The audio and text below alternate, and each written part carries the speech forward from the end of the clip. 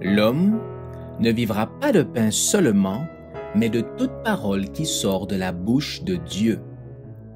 Voici votre moment de méditation quotidienne. Pour mieux connaître Jésus-Christ.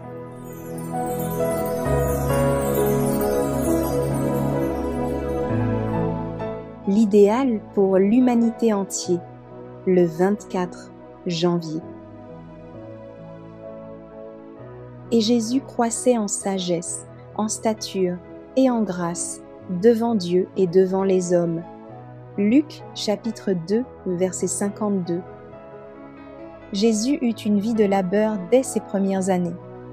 Dans sa jeunesse, il pratiqua le métier de charpentier avec son père et, de cette manière, il honora le travail. Bien qu'il fût le roi de gloire, il condamna par l'humble travail auquel il se livra l'oisiveté chez tout homme et conféra à chaque activité la noblesse et la dignité chrétienne. Dès son enfance, il fut un modèle d'obéissance et de travail. Au sein de sa famille, il était un agréable rayon de soleil. Bien que son intelligence étonnât les docteurs, il se soumit humblement à ses parents. La connaissance qu'il acquérait quotidiennement de sa haute mission ne le dispensait pas d'accomplir les devoirs les plus humbles. Il s'acquitta joyeusement de toutes les tâches qui échouent à la jeunesse, demeurant dans un foyer visité par la pauvreté.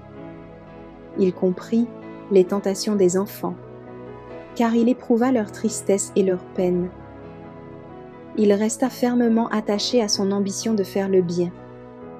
Quoique sollicité par le mal, il refusa de s'écarter un seul instant de la vérité et de la droiture les plus rigides.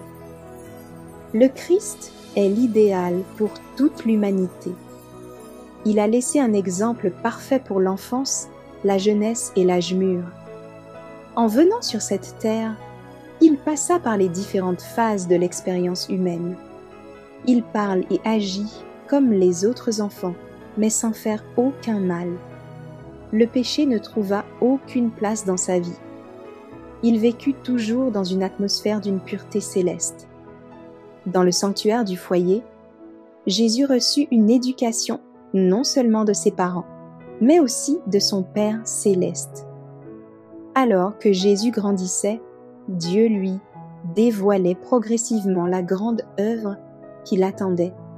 Malgré cette connaissance, il n'afficha jamais aucun air de supériorité. Jamais non plus, il ne causa à ses parents de la tristesse ou de l'anxiété par un manque de respect. Il se plaisait à les honorer et à leur obéir.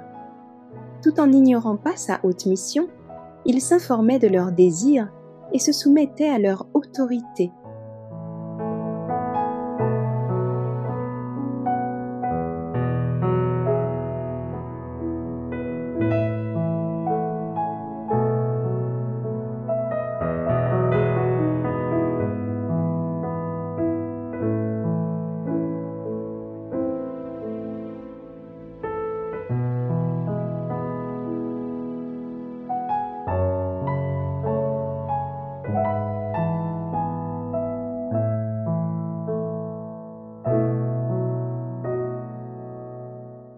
Merci d'avoir écouté cette présentation.